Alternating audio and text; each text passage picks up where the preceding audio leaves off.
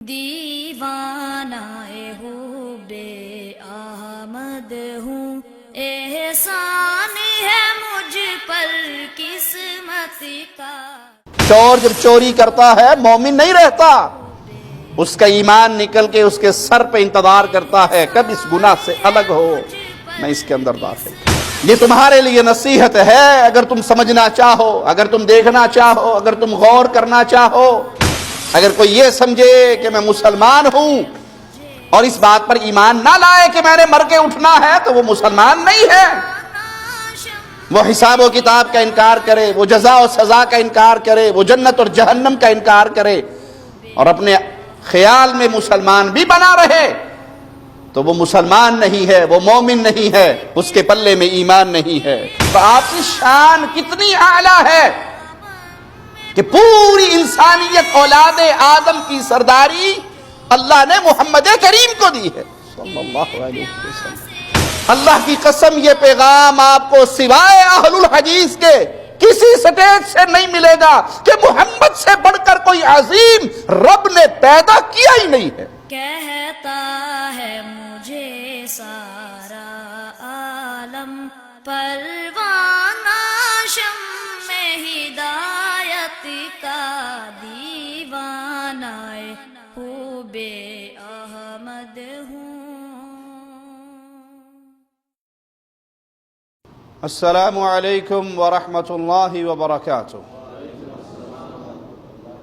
ان الحمد للہ نحمده ونستعینه ونستغفره ونعوذ باللہ من شرور انفسنا ومن سیئات اعمالنا، من يهده الله فلا مضل له ومن يضلل فلا هادي له، اشهد ان لا اله الا الله وحده لا شريك له واشهد ان محمدا عبده ورسوله، اما بعد، اعوذ بالله من الشيطان الرجيم، بل كذبوا بالساعة واعتدنا لمن كذب بالساعة سعيرا۔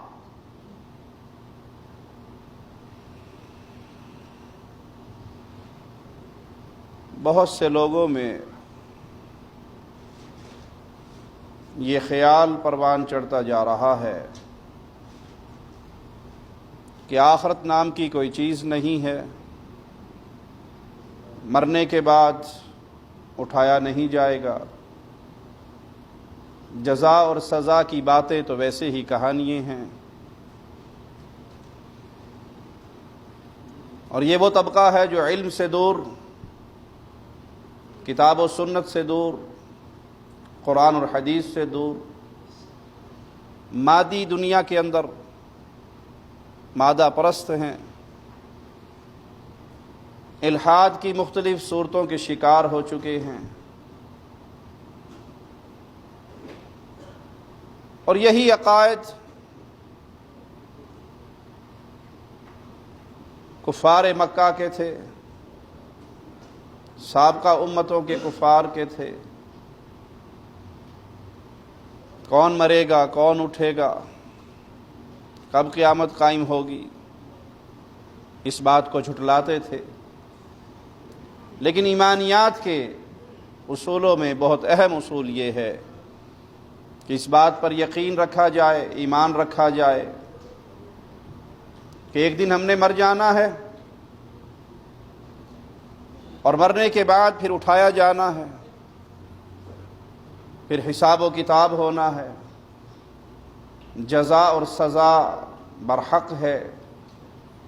اللہ راضی ہو گیا تو جنت کا وصول آسان ہو جائے گا، اللہ ناراض ہوا، کفر کی حالت میں مرے، بغاوت پہ مرے تو جہنم کا دہکتا ہوا عذاب ہوگا۔ مالک کا فرمان سنیے، بل کذبوا بالساعہ، انہوں نے قیامت کو جھٹلایا، واعتدنا لمن کذب بالساعة سعیرا، اور جو قیامت کو جھٹلاتے ہیں ان کے لیے دہکتی ہوئی بھڑکتی ہوئی آگ کا عذاب ہے۔ انسان ہونے کے ناطے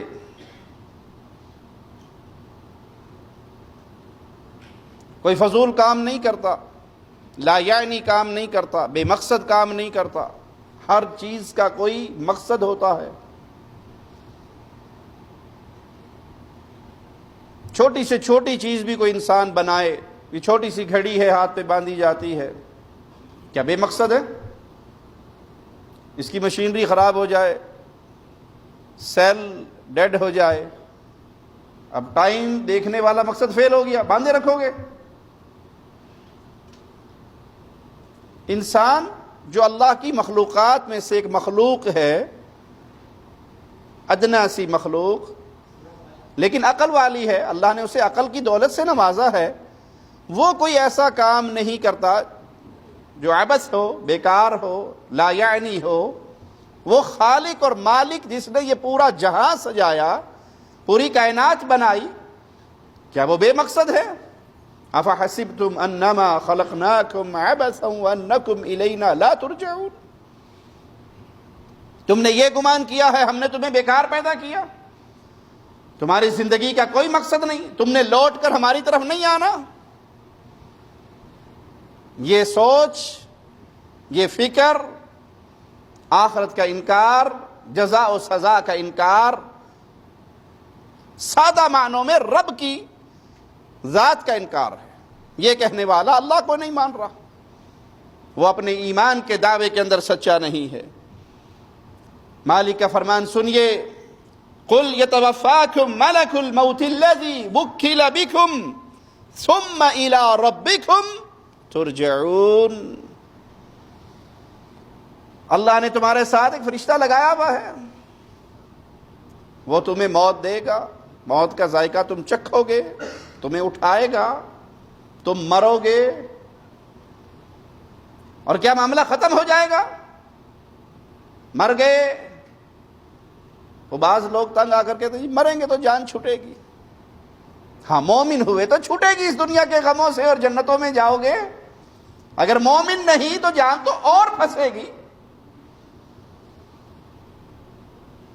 موت کا فرشتہ تمہارے ساتھ ہے، لگا ہوا ہے، باری آئے گی وہ تمہیں اٹھائے گا، وہ تمہیں نیند سلائے گا موت کی۔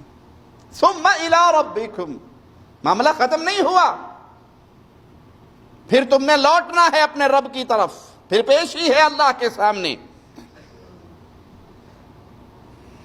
مومن اس کو تسلیم کرتا ہے، اور جو اس کو تسلیم نہیں کرتا، قرآن حکیم اسے کیسے بیان کرتا ہے؟ زعم الذین کفروا ان لن یبعثوا، یہ دعویٰ تو کافروں کا ہے کہ ہم نے اٹھائے نہیں جانا۔ اے جہاں میٹھا اگلا جہاں کیا ڈٹھا، بابر عیش کو اس کے عالم دوبارہ نیس، کون مرے گا کون اٹھے گا، مولویوں کی ڈرامے اور مولویوں کی باتیں اور ان کا باویلا ہے۔ یہ کفار کا دعویٰ تو تھا، مسلمان کا یہ دعویٰ نہیں ہو سکتا، مسلمان کی یہ سوچ نہیں ہو سکتی۔ قل بلا وربی لتبعثن، اے نبی صلی اللہ علیہ وسلم کہہ دیجئے کیوں نہیں، میرے رب کی قسم تمہیں ضرور اٹھایا جائے گا۔ صرف اٹھایا جانا، یہاں پر معاملہ ختم نہیں ہوا، پھر تمہیں خبر دی جائے گی، پھر تمہیں بتایا جائے گا بما عملتم، جو کچھ تم دنیا میں کر کے آئے، ایک ایک لمحے کی خبر تمہارے سامنے ہو۔